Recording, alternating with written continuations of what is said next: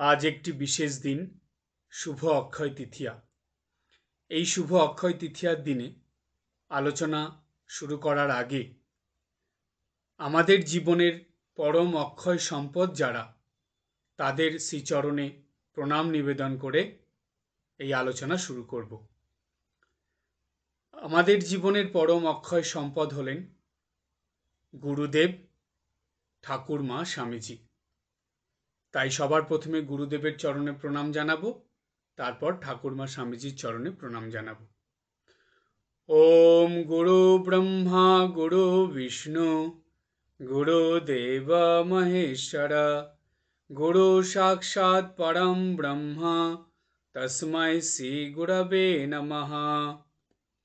ওম স্থাপকায় চ ধর্মস্য সর্বধর্ম স্বরূপিণে অবতার বরিষ্ঠায় রামকৃষ্ণায় তে নমঃ।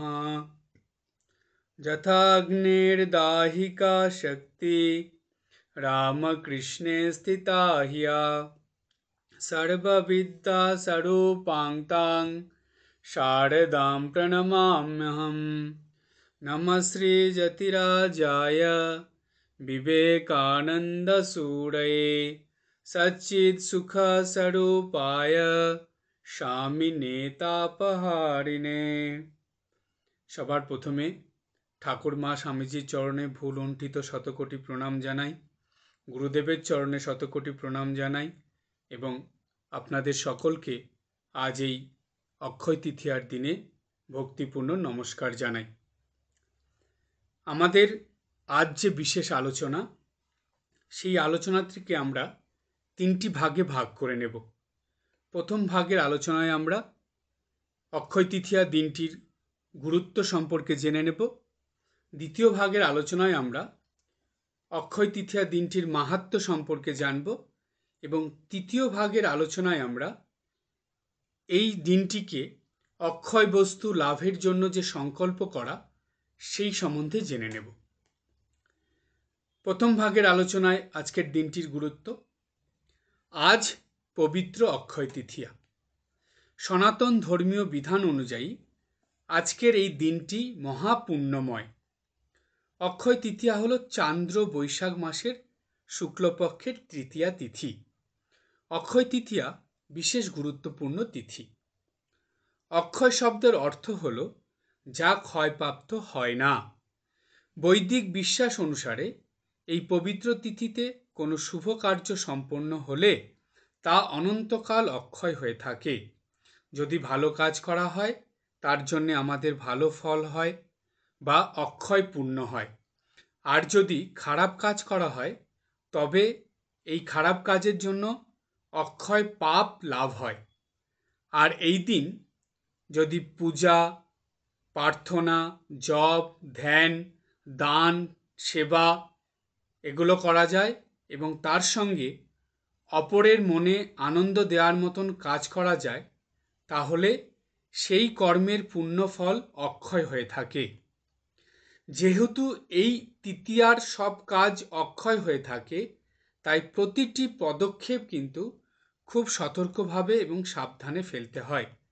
এই দিনটা ভালোভাবে কাটানোর অর্থ হল সাধন ভজনে বা সাধন জগতে আমরা কিন্তু অনেকটা পথ একদিনেই এগিয়ে যেতে পারি। এই অক্ষয় তৃতীয়ার দিন যে সকল গুরুত্বপূর্ণ ঘটনা ঘটেছিল, যার জন্য এই দিনটিকে এত গুরুত্বপূর্ণ হিসাবে ধরা হয়, সেই প্রসঙ্গের আলোচনায় এখন আমরা যাব। এই দিনের ঘটনাগুলোর মধ্যে সবথেকে বেশি গুরুত্বপূর্ণ ঘটনাগুলো হলো, এই দিনেই বিষ্ণুর ষষ্ঠ অবতার পরশুরাম জন্ম নেন পৃথিবীতে। এই দিনেই রাজা ভগীরথ গঙ্গা দেবীকে মর্তে নিয়ে এসেছিলেন।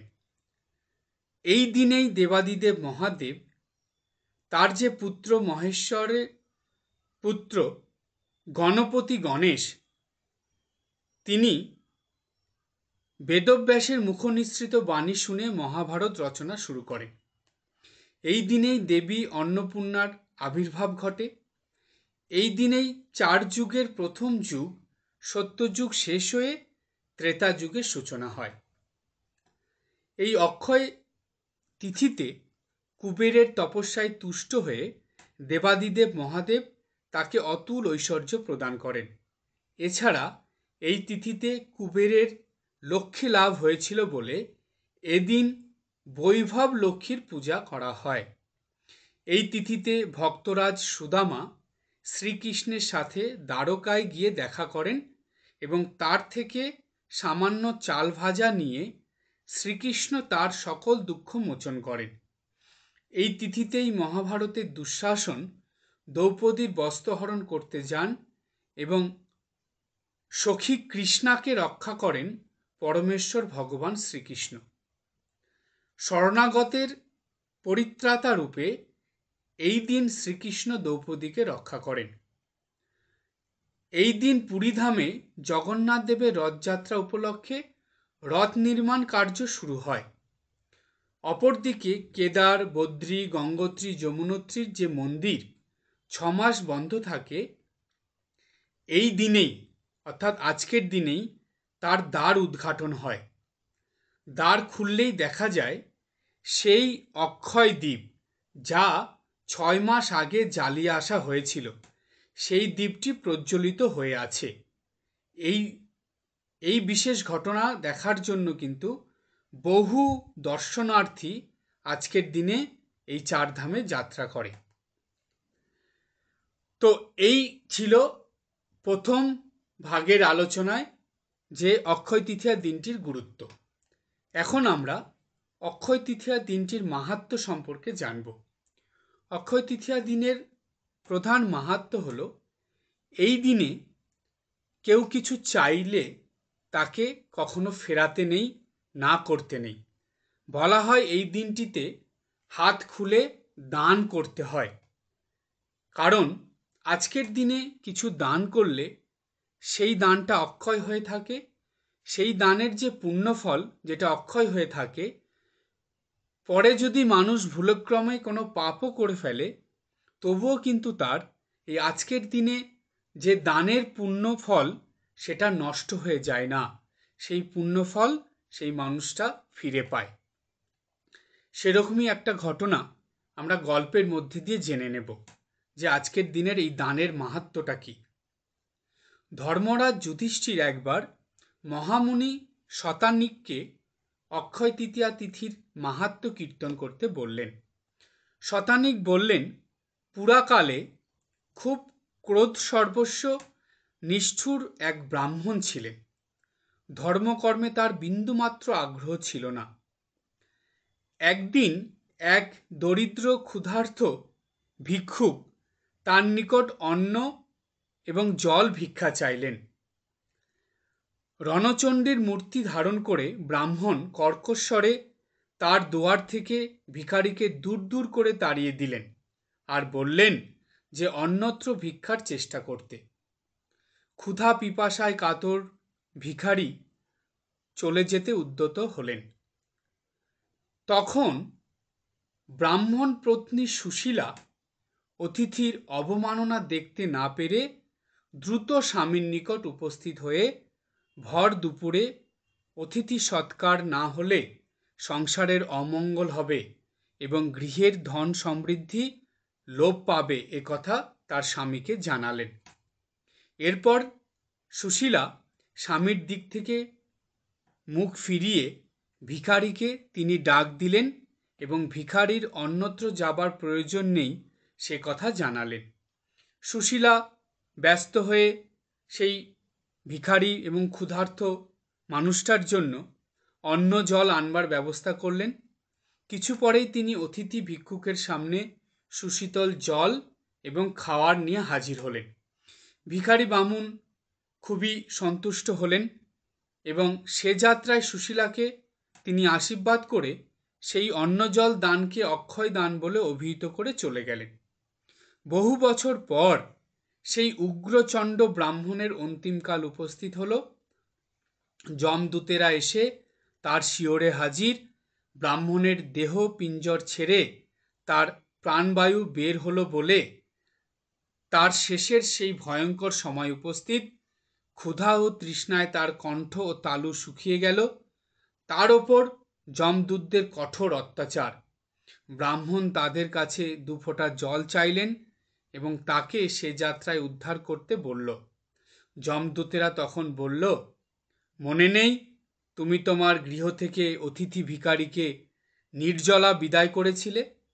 বলতে বলতে তারা ব্রাহ্মণকে টানতে টানতে ধর্মরাজের কাছে নিয়ে গেল। ধর্মরাজ ব্রাহ্মণের দিকে তাকিয়ে বললেন, একে কেন আমার কাছে এনেছ? ইনি মহাপুণ্যবান ব্যক্তি। এই কথা শুনে যমদূতেরা খুবই অবাক হয়ে গেছেন।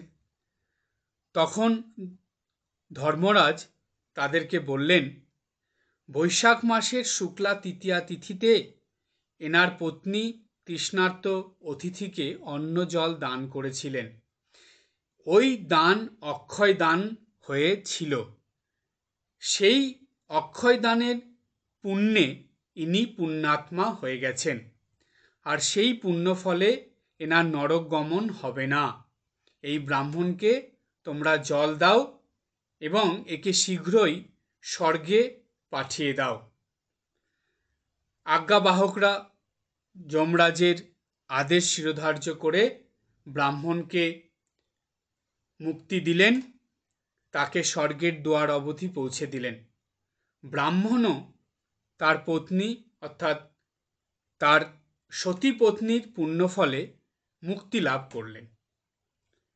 এই গল্পটির থেকে আমরা এটা সহজেই বুঝতে পারলাম যে এই অক্ষয় তৃতীয়ার দিন যদি কাউকে ভালো মন নিয়ে মুক্ত হস্তে দান করা যায়, কোনো ক্ষুধার্তকে খাবার দেওয়া যায় এবং ভিখারিকে ভিক্ষা দেওয়া যায়, তাহলে সেটা পুণ্য অক্ষয় ফল দেয় এবং সেই অক্ষয় পুণ্য ফল কখনো নষ্ট হয়ে যায় না। আর সেই ফলেই আমাদের নরকবাস হবে না, বরং সেই অক্ষয় পুণ্য ফল আমাদেরকে স্বর্গে নিয়ে যাবে। এবার তৃতীয় ভাগের আলোচনায় আমরা এই অক্ষয় তৃতীয়ার দিনে অক্ষয় বস্তু লাভের জন্য সংকল্পের যে প্রসঙ্গ, সেই প্রসঙ্গে আলোচনার মধ্যে আসব। তার আগে আপনাদের এটা জানিয়ে রাখি যে আজকের দিনটি সকল রামকৃষ্ণ ভক্তমণ্ডলীর কাছে ভীষণই গুরুত্বপূর্ণ এবং সর্বদা মনে রাখার মতন একটা দিন। কারণ 1930 সালের 6ই বৈশাখ বৃহস্পতিবার অক্ষয় তৃতীয়া তিথিতে জয়রামবাটির মন্দির প্রতিষ্ঠা হয়েছিল। ওই দিনের ঘটনা একটুখানি আপনাদের বলি। যিনি জগৎজননী, তিনি এই জগৎবাসীর উপর কৃপা করার জন্য সকলের মা হয়ে এই জগতে এসেছিলেন। ক্ষুদ্রপল্লী জয়রামবাটিতে তিনি জন্মগ্রহণ করেছিলেন। সেই পল্লীতে 1330 সালের 6ই বৈশাখ যে মন্দির হয়েছিল, সেই মন্দিরে মা বিরাজিত হলেন। সেইখানে মা প্রতিষ্ঠিত হয়ে জগৎবাসীকে অক্ষয় পুণ্যফল দানের জন্য তিনি সেখানে চিরবিরাজিত হয়ে রইলেন এবং আজও সেই কাজই জগৎজননী শ্রীমা সারদা দেবী করে যাচ্ছেন। ক্ষুদ্রপল্লী নিভৃত পূজা প্রাঙ্গণে সেই দিন 8-10 হাজার ভক্তের মাথা তাহার পাদপদ্মে বিলুণ্ঠিত ছিল। 8-10 হাজার কণ্ঠ মা বলিয়া ডাকিতেছিল। কেবল মা আর মা। সুমধুর মাতৃনামে সমস্ত আকাশ বাতাস সেই দিন ভরিয়া উঠিয়াছিল। মহাশক্তির ঘনীভূত মূর্তি আজ শ্রীমন্দিরে বিরাজিতা। সে শক্তি কত জানা অজানারে প্রবল আকর্ষণে এখানে টানিয়া আনিয়াছে তার মাতৃস্পন্দনে। কি অপূর্ব মায়ের লীলা, যে লীলা আজও সমভাবে চলিতেছে। কি সুন্দর কথা। এই অক্ষয় তৃতীয়ার দিনে মা ওই মন্দিরে বিরাজিত হয়েছিলেন এবং তিনি এই জগতের অগণিত মানুষকে, বলা যায় মায়ের অগণিত সন্তানকে তিনি এই পূর্ণ কর্মের জন্য, বলা যায় পূর্ণ অক্ষয় কর্মফল লাভ করার জন্য ক্রমাগত আশীর্বাদ এবং কৃপা বিতরণ করে যাচ্ছেন। ঠাকুর শ্রী রামকৃষ্ণদেব কথামৃত গ্রন্থ থেকে আমরা পাই, তিনি বারবার একটি কথা বলতেন, ঈশ্বরই বস্তু আর সব অবস্তু। এই যে ঠাকুরের কথা, এর মধ্যে আমরা বস্তু এবং অবস্তু দুটো শব্দ পেয়েছি। আর এর সঙ্গে একটা প্রশ্ন আমাদের মনে আসে, ঠাকুর ঈশ্বরকে বস্তু কেন বললেন? এটা একটা ঠাকুরের নতুন কথা, ঈশ্বরই বস্তু আর সব অবস্তু। এই নতুন কথাটার অর্থটা কি সেটা জানার আগে এই বস্তু অবস্তু শব্দ দুটি আমাদের ভালো করে বুঝে নিতে হবে। আমরা এই জগতে যা কিছু দেখি সব কিছুকেই আমরা জিনিস বলি বা প্রচলিত অর্থে আমরা বস্তু বলি। কিন্তু জানেন, কোনো একটা কিছুর মধ্যে মূল যে অংশটা থাকে বা প্রধান যে অংশটা, সেটাকে বলা হয় বস্তু। আর বস্তু সেটাই হবে যেটার মধ্যে সার পদার্থ কিছু আছে, যেটা আমাদেরকে ক্রমাগত উন্নতির দিকে নিয়ে যাবে, আমাদের জীবনকে পরিবর্তন করে দেবে, আমাদের জীবনে ক্রমাগত ভালো হবে, শুভ হবে, সেই রকম জিনিসই হলো বস্তু। যেমন দেখুন, আমরা কথায় কথায় বলি না, আরে এটা কি এনেছিস, এটার মধ্যে কোনো বস্তু বলে কিছু নেই। কারো কোনো কথা শুনলাম, বললাম আরে এটা কি কথা, এর মধ্যে তো কোনো বস্তু কিছু পেলাম না। তার মানে আমরা নিজেদের অজান্তেই এই বস্তু শব্দটাকে ব্যবহার করি কোনো কিছুর মূল বিষয়ের জন্য বা সার অংশের জন্য। ঠাকুর সেই কথাটাই বললেন, সেটা ঈশ্বরের সঙ্গে জুড়ে দিলেন। তার কারণ আমাদের হিন্দু ধর্মে আছে, নিত্যদিন সকাল থেকে রাত পর্যন্ত প্রতিটি মানুষ যাই করুক না কেন, ঈশ্বরকে ছাড়া সে কিছু করতে পারে না বা কিছু করার কথা শাস্ত্রে বলা নেই। হিন্দু শাস্ত্রে এত সুন্দরভাবে আমাদের দিনটাকে সাজিয়ে দেওয়া আছে, যেটা সম্পূর্ণ ঈশ্বরের সঙ্গে যুক্ত। সকালবেলা ঘুম থেকে উঠেই ভগবানের কাছে প্রার্থনা, তারপরে তার নাম করা, তার পূজা করা, তার কথা পাঠ করা, তার নাম করতে করতে, তার স্মরণ মনন করতে করতে, তার উদ্দেশ্যে রান্নাবান্না করা, সংসারের সমস্ত কাজ করা বা নিত্যদিনের কাজকর্ম করা, দিনের শেষে আবার সেই ঈশ্বরের ভজন কীর্তন করা, সন্ধ্যা বন্দনা করা, আবার রাত্রেবেলা শোয়ার আগে ঈশ্বরের নাম করতে করতে ঘুমিয়ে পড়া। প্রত্যেকটা দিন আমরা ঈশ্বরের সঙ্গে ওতপ্রোতভাবে যুক্ত। বলা যায় আমাদের প্রত্যেকটা নিঃশ্বাস প্রশ্বাস ঈশ্বরের সঙ্গে যুক্ত। আর এইটা যে ঠিক ঠিক বুঝতে পেরেছে বা যারা বুঝতে পেরে সেইভাবে জীবনযাপন করে, অর্থাৎ যারা সর্বদা ঈশ্বরের সঙ্গে নিজেদের মনকে যুক্ত রেখে জীবনযাপন করে, তারাই বিষয়মুখী মনকে খুব তাড়াতাড়ি ঈশ্বরমুখী করে ফেলতে পারে এবং তাদের জীবনেই বস্তু লাভ হয়, অর্থাৎ ঈশ্বর লাভ হয়। ঈশ্বরকে লাভ করলে বা ঈশ্বরের নাম করলে, সাধন ভজন করলে, পূজা পাঠ, সন্ধ্যা বন্দনা, আরাধনা করলে আমাদের প্রত্যেকটা দিন সার্থক হয় এবং আমাদের এই মানব জীবনে বস্তু লাভ, অর্থাৎ ঠাকুরের কথায় ঈশ্বর লাভ খুব তাড়াতাড়ি হয়। তাই ঈশ্বরই বস্তু মানে ঈশ্বরকে ধরে, ঈশ্বরের সঙ্গে যুক্ত থেকে, ঈশ্বরের নাম করতে করতে, স্মরণ মনন করতে করতে আমরা যাই করি না কেন, আমাদের চিন্তা ভাবনা, কাজকর্ম, কথাবার্তা, সেগুলো সব সেই বস্তুতেই পরিণত হবে। আর ঈশ্বরকে বাদ দিয়ে আমরা যা করব সেগুলো সব অবস্তুতে পরিণত হবে। তাই ঠাকুর বলে দিলেন ঈশ্বরই বস্তু আর সব অবস্তু, মানে ঈশ্বরকে সঙ্গে নিয়েই সব কিছু করার কথা ঠাকুর বললেন। কেন? একমাত্র আধ্যাত্মিক সাধনার দ্বারাই বা ঈশ্বরের সাধনার দ্বারাই মানুষের জীবনে পরিবর্তন হয়, মানুষের জীবনে ক্রমাগত উন্নতি হয় এবং সব কিছু শুভ হয়, ভালো হয়। তাই ঈশ্বরই বস্তু।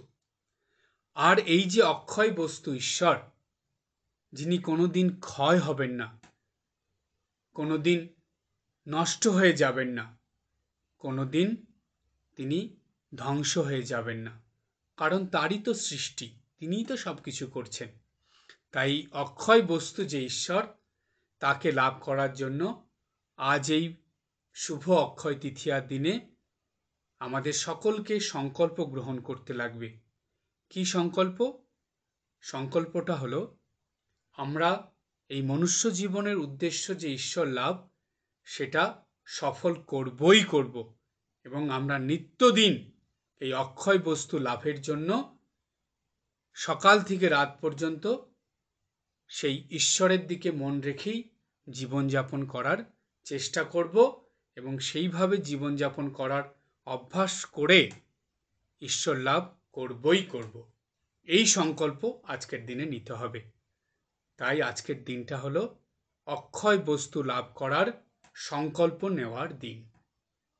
এই কথা জানি আমরা সর্বদা মনে রাখি, এবং এই কথা মনে রেখেই যেন আমরা ঠাকুরমা, স্বামীজি এবং গুরুদেবের শরণাগত হয়ে স্মরণ মননের দ্বারা নিত্যদিন জীবনযাপন করতে পারি।